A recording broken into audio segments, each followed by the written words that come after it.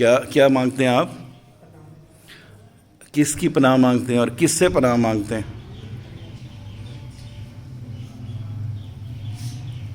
آپ بتائیں. کوئی نہیں ہے، ایسا پریشان ہونے والی بات نہیں ہے.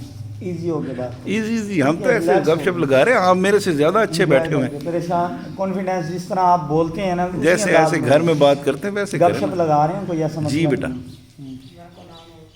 کس کی اور کس سے؟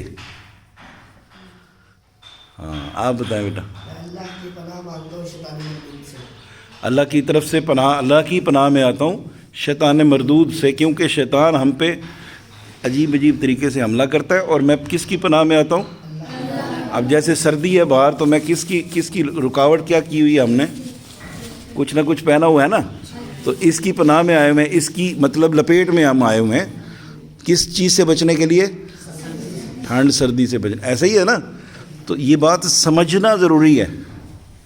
قرآن مجید کو پڑھنا بہت اچھی بات ہے، اس کو سمجھنا اس سے زیادہ ضروری ہے. کیوں؟ سمجھ نہیں آئے گا تو کیا بنے گا؟ کیا بنے گا اس کا؟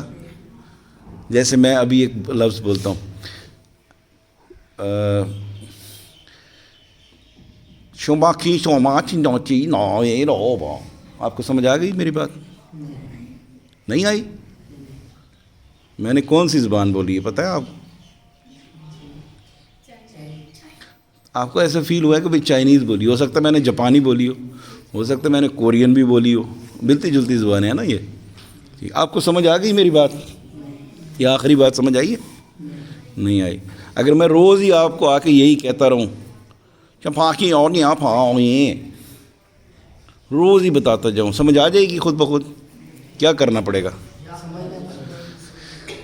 جب تک آپ کو یہ بات سمجھ نہیں آئے گی، آپ جتنا مرضی اس کو یاد کر لیں، اس کو بولتے رہیں، اس کا کوئی اس طرح کا فائدہ نہیں ہوگا جس طرح کی آپ کو سمجھ آنے کے بعد ہوگی. جیسے ابھی بات ہوئی اعوذ باللہ من الشیطان الرجیم، یہ تو بات سمجھ آ گئی نا اب؟ کیا کہ میں اب سب سے پہلے جب اس مسجد میں داخل ہوا، قرآن مجید کھولا تو اعوذ باللہ من الشیطان الرجیم میں نے کیوں پڑھا؟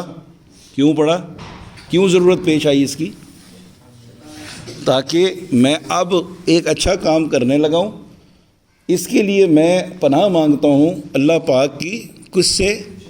شیطان، تاکہ وہ میرے پہ اٹیک نہ کرے اور میں آسانی سے اپنا کام کرتا جاؤں.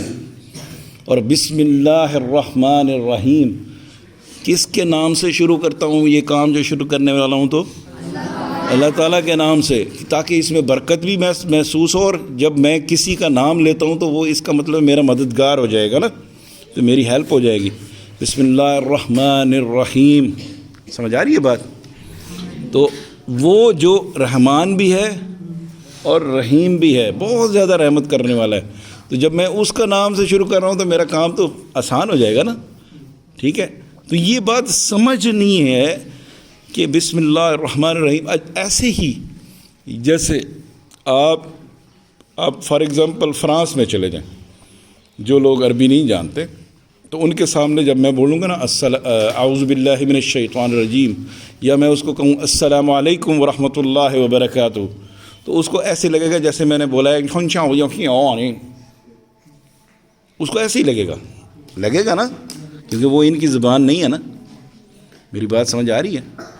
چلو اس کو مختصر کرتے ہیں بات کو، تاکہ ہم عصر کا ٹائم بھی کب آئے. اذان کا ہو گیا، بس اس کو ختم کرتے ہیں. پھر اب اس کو ختم کرتے ہوئے یہ ہمارا میسج ہے آج کا، کہ جو کام آپ کر رہے ہیں بہت اچھا کام کر رہے ہیں.